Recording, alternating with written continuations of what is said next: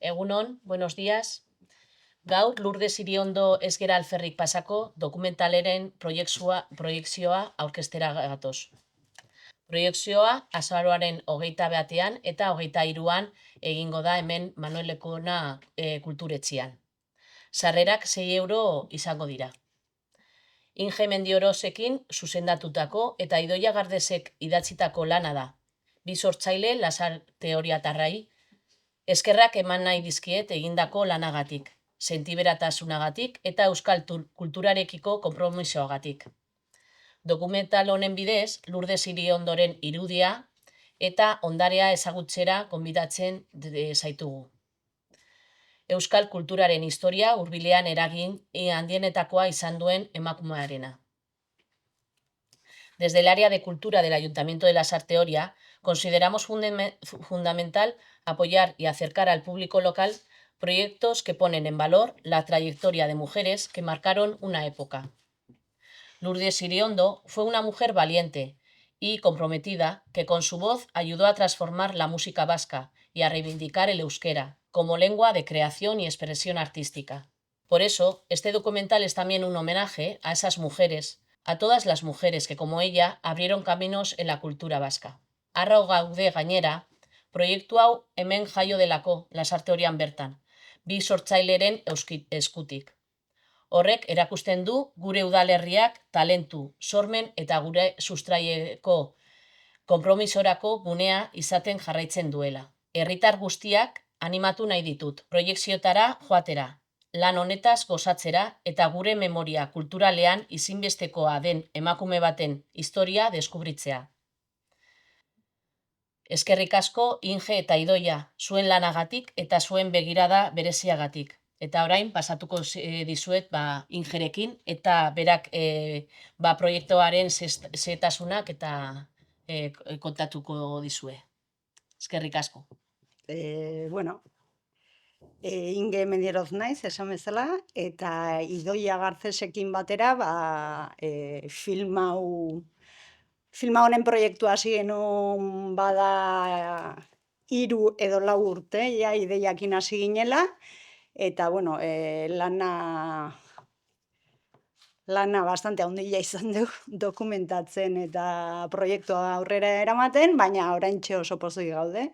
Zinemaldian estrenatu genuen, Zinemira sailaren irikieran.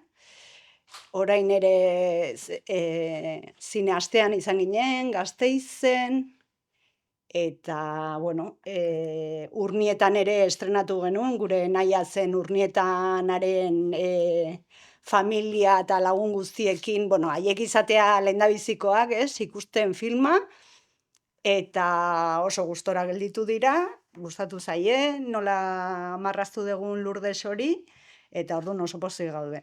Eta, esatea ostiralean Okendo zinema taldearen pasean Idoia Garces eta biok egongo garela, norbait galderarik edo egin nahi badu, pixka solastuko gera. Eta, hola zea berri bezala esan dezaket, gaur esan dezaket, 22an Eusko Ikaskuntza Baiona hiriaren saria jasoko dugula, eta oso pozik gaude. Ideia izan zen pixka bat, ni nengoen beste proiektu bat egin nuen, beste bideo bat, Mikel Laboa katedra proiektu bati bideoa sortzen, eta haiek esan ziaten, nahi zutela, bazutela gogoa Lourdesen zeo zer egitea, ez zutela oso argi zer egin, ze formato, nola omendu Lourdes edo nola ekarri, ezta? Eta orduan pixka bat investigatzen hasi nintzen, eta ikusi nuen bazuela zer kontatua, azkenean beataz idatzi danian, idatzi da oso modu zaharkituan, frankismo eta gero zeuden klitxe guzti horiek ia gure egunera arte errepikatzen joan dira, beti errepikatu da neska gazte xalo hori txuri beltzezko irudietan, eta beti konektatuta ez dokama iruren ibilbidearekin. baina Lourdes lehenago hasi zen abesten, bera bakarrik.